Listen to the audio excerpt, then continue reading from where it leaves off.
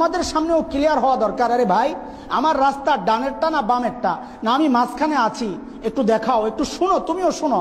তুমি আমাকে শিরিক করছি, আমাকে মুশরিক বলছো, বুঝেই বলছো, আমাকে বিদআতি বলছো, বুঝেই বলছো, নাকি সেই বেরলভীদের প্রপাগান্ডার মতো নতুন কোনো প্রপাগান্ডার শিকার তুমি হয়েছ? আমরা জানি ইংরেজদের সময় যখন ইংরেজরা উলামায়ে দেওবন্দকে কোনোভাবেই দমাতে পারছিল না, তখন তারা গোলাম আহমদ কাদিয়ানী নামক এক শয়তানকে দাঁড় করিয়ে দেয়, যে কিনা নবুয়তের দাবি করে, জিহাদকে হারাম বলে ফতুয়া দিয়ে দেয়। সে ওই ইংরেজরা বেরলভীদেরকে দাঁড় করিয়ে দেয়।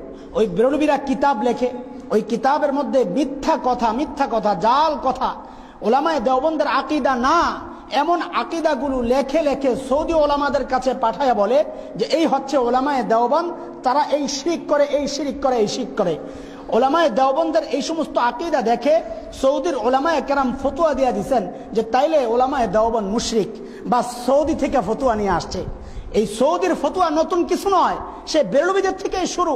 উলামায়ে দেওবন্দের নামে ষড়যন্ত্রমূলক মিথ্যা প্ররোচনার মাধ্যমে, প্রচারণার মাধ্যমে সৌদি থেকে ফতুয়া আনা, শিরিকের ফতুয়া আনা, বিদআতের ফতুয়া আনা, এটা নতুন কোনো সিস্টেম নয়, নতুন কোনো পদ্ধতি নয়।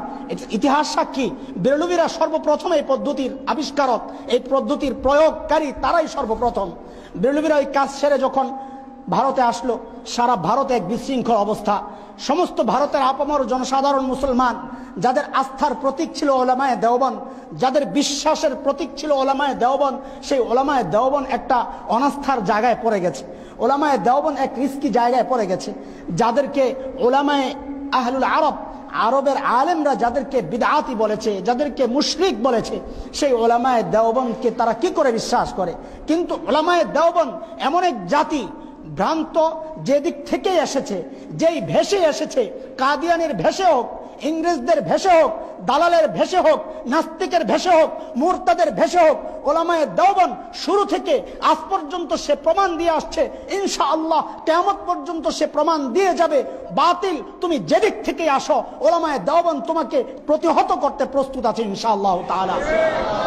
সেই সময়ের উলামায়ে দেওবন্দ চুপ থাকেন নাই, তারাও ময়দানে নেমেছিলেন, তারাও কিতাব লিখেছেন, চিঠি লিখেছেন সৌদি ওলামাদের উদ্দেশ্যে যে আমাদের যে আকীদার কথা বলা হয়েছে এটা মিথ্যা কথা, আমরা এই আকীদা বিশ্বাস করি না, আমরা হাজির নাজিরে বিশ্বাস করি না। আজকের ওই ভ্রান্ত মানুষগুলো সাধারণ যুবকদের মধ্যে এই কথা ছড়িয়ে দেয়। উলামায়ে দেওবন্দ আর বেরলভীরা এক, তারাও রসুলের হাজির নাজিরে বিশ্বাস করে, তারাও রসুলের গায়েব জানে, এই কথায় বিশ্বাস করে। আমি জিজ্ঞেস করি আপনারা বিশ্বাস করেন কিনা? এই মিথ্যা কথা মানুষের মধ্যে ছড়ায়া মানুষ থেকে সাধারণ যুবকদের দিলের মধ্যে উলামায়ে দেওবন্দ সম্পর্কে ঘৃণার সৃষ্টি করা হচ্ছে। এই উলামায়ে দেওবন্দ শুধু উপমহাদেশ নয়, সারা বিশ্বে ইনশাআল্লাহ তাআলা এটা হলফ করে বলতে পারি, চ্যালেঞ্জ করে বলতে পারি, সত্যিকার দিনের ধারক বাহক এখন গোটা পৃথিবীতে একমাত্র উলামায়ে দেওবন্দ। আলহামদুলিল্লাহ। প্যারে হাজরিন,